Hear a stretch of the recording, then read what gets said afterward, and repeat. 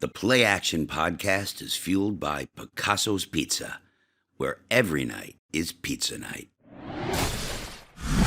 Welcome to the Play Action Podcast. I'm Lance Lysowski, Katherine Fitzgerald. Katherine, it's week 17. Week 17, it went both fast and slow. I'm not really sure. That's a good way to actually put it. Yeah. Bills beat the Browns, and the Colts lost Monday night to the 49ers, officially clinched Buffalo's spot in the playoffs. They 7 did years in a it. row. 7 years in a row. We will talk more about that later in the podcast because it is so remarkable. But in the short term, they have their playoff ticket, and it is finally, there's still more to play for, obviously. We'll get into that a bit, but they are going to the playoffs. Yes, they are. It'll be interesting. There's something there's still stakes here. So Yes. Sunday, the Bills have the Eagles, a much more difficult test than the Cleveland Browns, with all due respect to the Cleveland Browns. Sorry to our Browns listeners. And I'm sure there are many, but the interesting update to start the week, Katherine, is that Josh Allen has a foot injury. Yes. He suffered that on the 22-yard sack that he took late in the second quarter. And although Sean McDermott told us on Monday that he does not expect it to impact Josh Allen's availability for the game, it may impact how much he's able to practice leading up to this game on Sunday at 4:25 p.m. Yes, and a weird week as well with the Christmas schedule, kind of, they're doing a walkthrough on Tuesday as opposed to starting on Wednesday as they usually do. I was a bit more optimistic from Joe Brady's comments where he was saying it won't change his play calling at all. But I think the practice component still is significant. Yeah, for sure. And it's a different opponent, a much better opponent, and the Bills offense has a lot to work through after that game in Cleveland, that second half. It was ugly. And I think that what was interesting about that game in particular, Katherine, and we've seen this throughout the season, how the Bills' game plan is so specific to their opponent, and it was all about Myles Garrett. And yes, they held Myles Garrett to only one tackle, half of a sack. It also kind of impacted what they were doing because they kept trying, bootlegs to the right. They weren't running James Cook towards Myles Garrett, and eventually Cleveland adjusted, and it led to those second half struggles. Yes, it was, kind of the flip of what we've usually seen of so often the Bills team is struggling in the first half. They make the halftime adjustments, but this time we saw kind of the opposite where, what was it? Did they score just 3 points in the second half? Yeah. They had opportunities to score more, and some of that, and you would have liked to see them use their running backs more because those three were so effective in the first half. But also, I know Josh Allen said that injury didn't impact him. Yeah, it kind of did. He missed some throws that he never misses. Dawson Knox dropped the pass in the end zone. So, that game, it shouldn't have been as tense as it was for Buffalo, but it is going to be interesting moving into this week. Just, their game plan is going to look much different against Philadelphia as it did against Cleveland. Now, we'll see what that is. Philadelphia is getting healthier. They're still trying to play for seeding in the NFC.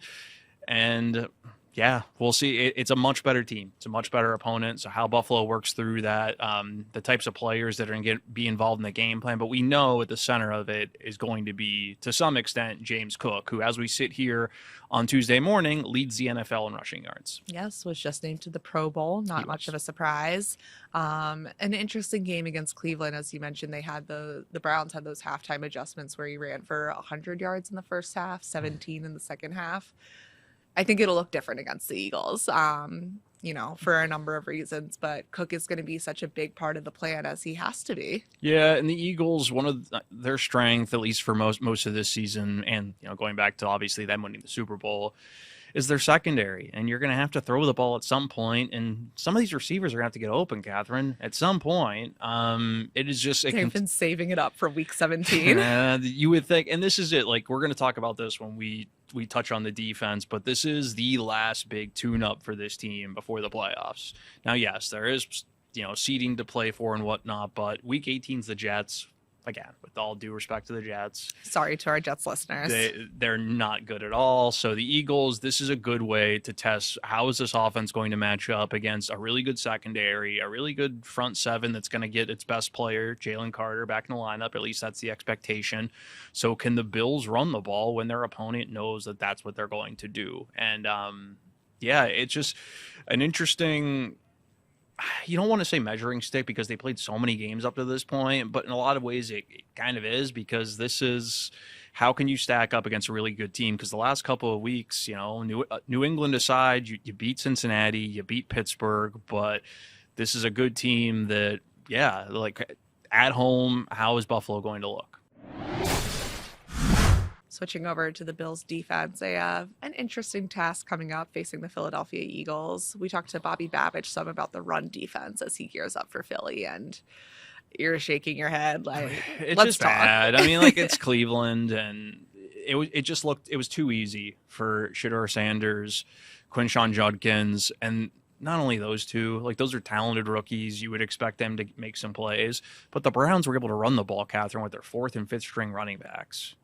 It was bad. It was really bad at times, and it needs to get figured out. I mean, I know that Sean McDermott likes to talk about the stops that they get in key moments of the game, and those are significant, right? I mean, Greg Rousseau's sacking Shedeur Sanders, just the stops, the takeaways that they got in that game. But at the same token, if you're getting gashed by the run against a team like the Browns, imagine what it's going to look like on Sunday when the Eagles have Saquon Barkley, a much better offensive line, a better quarterback.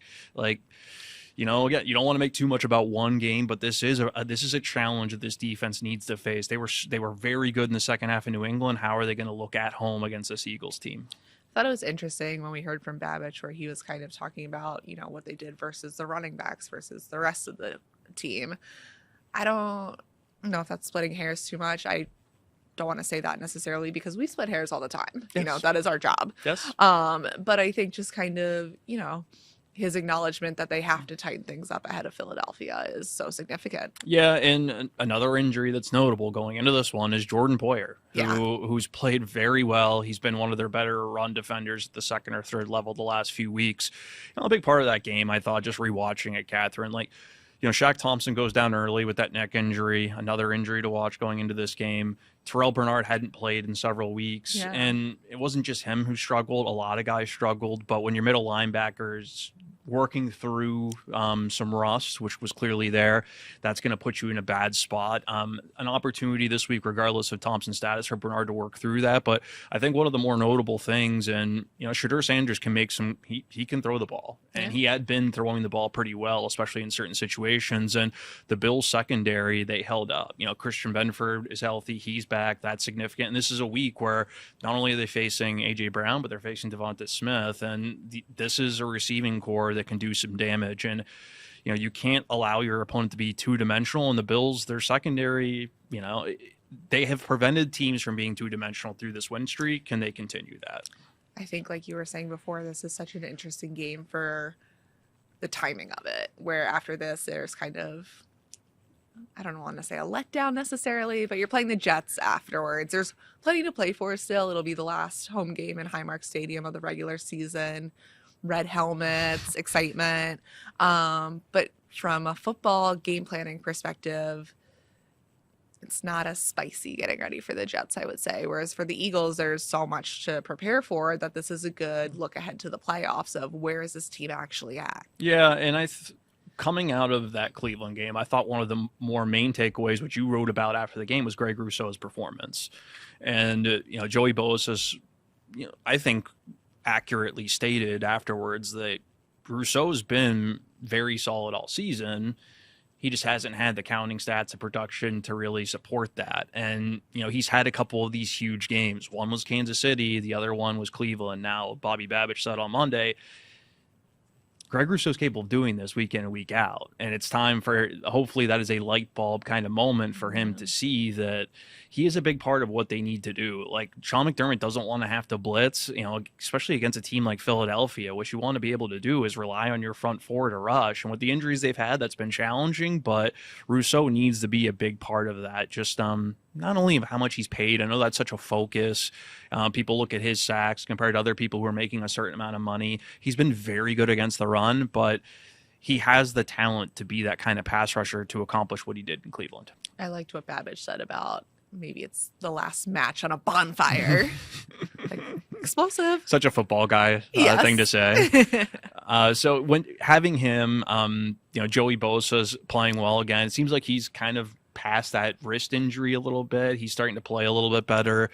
But, Jordan Phillips is down. TJ Sanders is starting to play, and, Babbage had some good things to say about him. But really, I thought in that game against Cleveland, it really was the linebackers that group needs to be better, especially against a team like this. And, I'm not even referring to Matt Milano, because I thought, for the last 3 or 4 weeks, he's been one of their best defensive players, which is that is a significant development, just considering the impact he can have for that group.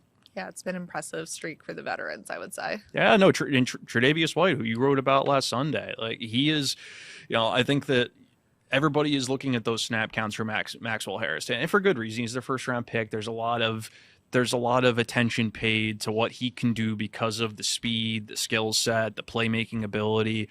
But it really has impressed me the way that Tre'Davious White has just continued to improve throughout the season. And it's not only what he can do against the pass, but against the run, and that's why Harrison played less. It wasn't because of what he did against the pass against New England. It was some of those run defending plays where he wasn't where he needed to be. So, this defense, I know, stopping the run remains their biggest issue, but when it comes to the pass, Katherine, and this is another good test. A.J. Brown, Devontae Smith, how is this secondary look? Katherine, Sean McDermott's 97 wins are second most by a coach in their first 9 seasons. That's significant. And then you take that in addition to playoffs in 8 of the last 9 seasons, 7 years in a row. It has, people, for good reason, they talk about the playoff losses, especially situational stuff, but this sort of level of consistency is unprecedented in the NFL. Only the 5th team in NFL history to have, 5 consecutive 11-win seasons or 6?